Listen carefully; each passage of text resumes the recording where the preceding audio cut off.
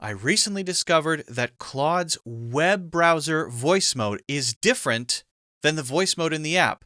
I'm not crazy about the voice mode in the app, it's a bit awkward. But the web browser version, it's a different experience completely. That's what we're going to check out in this video. If you haven't done so already, don't forget to hit the like button and subscribe. Check out the 90-day program in the links in the description. Now let's begin. All right, why don't we start with an interactive story challenging me to use my creativity and express myself. Hello? Hey, Luke, how's it going? It's going good. I'm working on my spoken English skills. I want to do a story game where we take turns. So you start a story with a couple sentences, and then I continue with a couple sentences. Then we go back and forth, and let's try to keep it interesting. Twists, new characters, and then at the end, tell me if I made any mistakes or if I could improve my vocabulary or speak more naturally. Oh, I love that idea. Okay, let me kick us off with something fun. So there's this woman named Clara who inherits an old bookshop from a great aunt she never even knew existed. On her first day opening it up, she finds a handwritten note tucked behind the counter that says, "Don't sell the blue book on the third shelf." Your turn. Of course, the first thing that she does is goes over to the third shelf and look to see if there is a blue book there. And of course, there is. For weeks, she obeys the wishes of her great aunt, but curiosity eventually gets the better of her. Nice. Okay, so one thing you said, goes over to the third shelf and look. That should be goes over and looks to match the tense. Since you started with, the first thing that she does is goes. Just a small thing, but it keeps the flow smooth. So one night, Clara finally opens the blue book, and inside every single page is blank except for the last one, which has a single sentence. If you're reading this, they're already here. Suddenly she hears footsteps upstairs in the apartment above the shop, even though nobody lives there. What happens next? Wow, that's terrifying. She immediately freezes, breaks out into a cold sweat, her mind racing with the possibilities. Surely, the timing of opening the book could have nothing to do with the sound of the footsteps upstairs. There must be an explanation, but what could it be? Good energy there. One small thing. You said, surely the timing, that's just a punctuation slip, should be a space after the period. Also, surely doesn't quite land now. You're correcting your own, I'm speaking, you're writing down what I'm saying. So anything you correct that's punctuation related is from you and your dictation abilities. Do you understand? You're absolutely right. I apologize. You're speaking to me, so punctuation errors aren't really your mistakes. That's on the transcription side. Let me focus on the actual spoken English instead. So, your turn was great. You nailed the pacing and the descriptive language with breaks out into a cold sweat, her mind racing. That felt really natural and vivid. Okay, so Clara creeps toward the staircase at the back of the shop, her heart pounding, and at the top of the stairs, she sees a figure in an old coat, just standing there perfectly still, staring down at her. Then the figure speaks in a voice that sounds oddly familiar. You opened it, didn't you? What does Clara say or do? I shouldn't record videos at 9 p.m. when it's dark outside. That is so scary. I don't want to think about this. Okay. She doesn't respond. Instead, she's slowly backing away out from the staircase, hoping that the figure at the stair will being still and she can too escape, because the fear is too much for her to bearing. Okay, so a couple things to smooth out the natural flow. Out from of the staircase got a little tangled. You probably meant away from the staircase. And then will being still should be will stay still. And Escape because has a double because, so just one there. Also, too much for her to bearing should be too much for her to bear.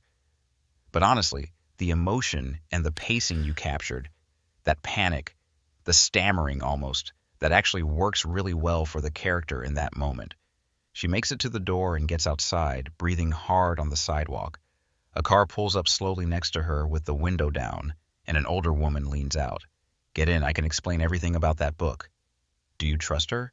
Frozen in fear, not knowing anything else she can do, and looking for any of the other escaping, she deciding to get in because the alternative is the terrifying thing on stairs. Good stuff. Just one thing, not knowing anything else she can do and looking for any of the other escaping, is a bit unclear. I think you meant looking for any other way to escape, right? And she deciding to get in should be she decides to get in, to keep it present tense. But the logic of the choice works great. Desperation driving her forward. All right, so Clara slides into the passenger seat and the woman immediately hits the gas. My name is Margaret, and I was your great-aunt's partner for 30 years. That book is a key. It opens doors to places that shouldn't exist. And that thing upstairs? It's been guarding the shop for decades, waiting for someone to open it. Clara's hands are shaking. What do you want from me? I can't take it anymore. All right, let's do a different exercise. Still working on my improvisational speaking skills. Here we go. I want you to pretend we're co-hosting a podcast and we have to fill 2 minutes of dead air because our guest hasn't showed up yet. I want to pick. You can pick a random topic and throw it at me, and I have to talk about it smoothly with no preparation. And then after, tell me how I did in terms of fluency. You don't have to correct mistakes necessarily, but see if you can give me alternate phrasing and improve my overall fluency. Oh, I like that. That's a solid improv challenge. Okay, here's your topic. What's the weirdest thing you've ever found while hiking? One time I go on a hike on abandoned train track while doing the live stream with nearly 5,000 of live viewer. The train track was very overgrown, and there were many bottles and old clothes, trash, and many other kind of thing on the train track. It was a little creepy, but interesting for the live content.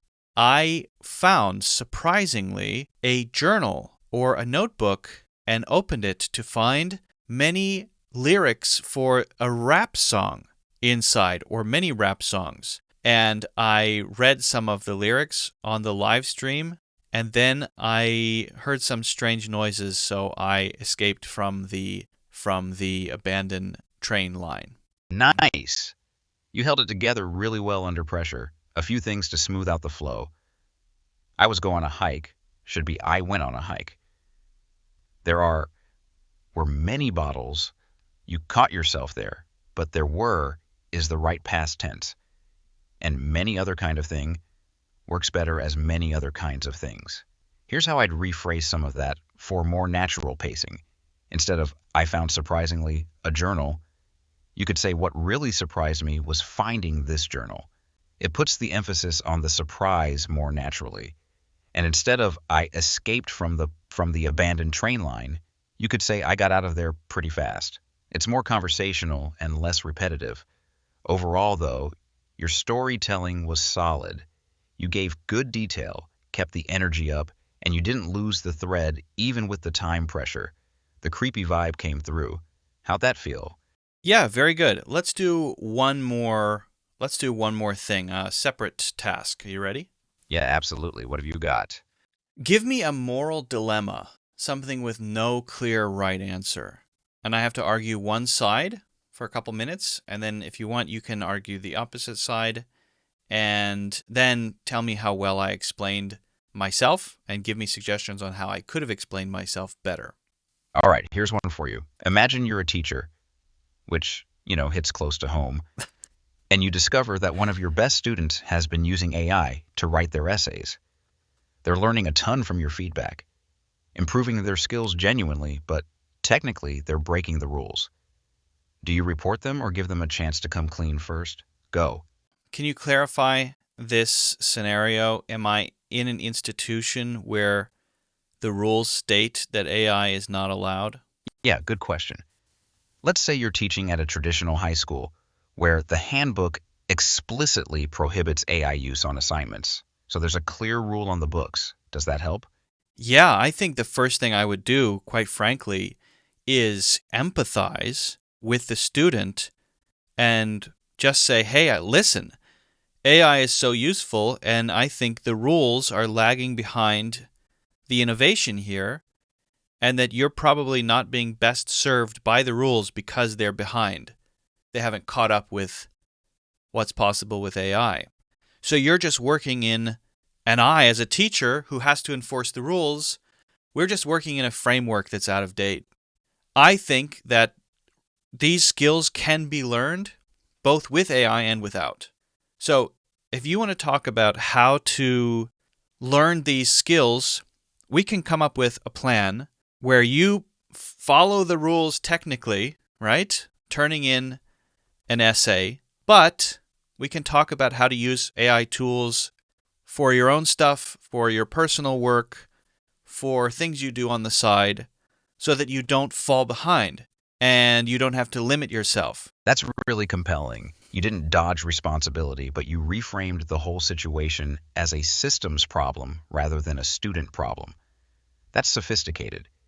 You pivoted away from punishment toward collaboration, which feels authentic to who you are as a teacher. A couple things that could have sharpened it. You said they're probably not being best served by the rules because they're behind. That's a bit wordy. You could tighten it to something like the rules aren't serving them well because they're outdated. And when you got to turning in an essay, but we can talk about how to use AI tools for your own stuff, that transition felt a little rushed. You could pause there and say something like, so here's what I'm thinking to signal you're moving to the solution. The strongest part, though, you didn't lecture, you offered partnership. That's persuasive. Want me to take the opposite angle now, or are you good? No, I think that's good. That's legitimately great feedback. I was just speaking from the hip, and I think it came off that way. I didn't have an outline formulated in my head. I was just winging it, and for that reason, it was a bit too wordy. It was a little stilted and definitely could have been more natural. All right, so verdict on the voice mode. I think it's pretty good. It's definitely better than ChatGPT's voice mode. It doesn't feel like it's just telling you what you want to hear, trying to end the conversation, being weird about everything, very formulaic. There's a little bit too much, maybe what's called sycophancy here, but definitely not as much as ChatGPT. It's more neutral, more similar to Gemini, so I would equate this. I think the closest to this is probably Gemini. Gemini and Claude may be right at the top in terms of what I think are just the best to use right now for most things. It's natural, but maybe not as human sounding as Sesame, not as human sounding as Grok, although the Grok voice modes tend to be a little too sassy and too jokey. So they go a little too far. Very natural, but they go a little too far. This is just neutral, just trying to be useful, and for that reason, it kind of reminds me of Gemini. They're very similar. I like seeing the transcript. That's a pretty good experience. The feedback was, fine. Nothing special, but useful, fine. Decent feedback. And so I think Claude's really improving in a lot of ways. I'm finding Claude to be very useful, very natural in general, much more intuitive in some ways than, let's say, ChatGPT, and sometimes Gemini, although it really depends on the task. But let me know what you think. Try out Claude in the browser. Let me know if you want to try my prompts. Feel free to use those. I'll put those in the description. Let me know how you feel about it. Let me know what the experience is like for you. If you haven't done so already, don't forget to hit the like button and subscribe. Check out the 90-day program in the links in the description. and I'll see you in the next one.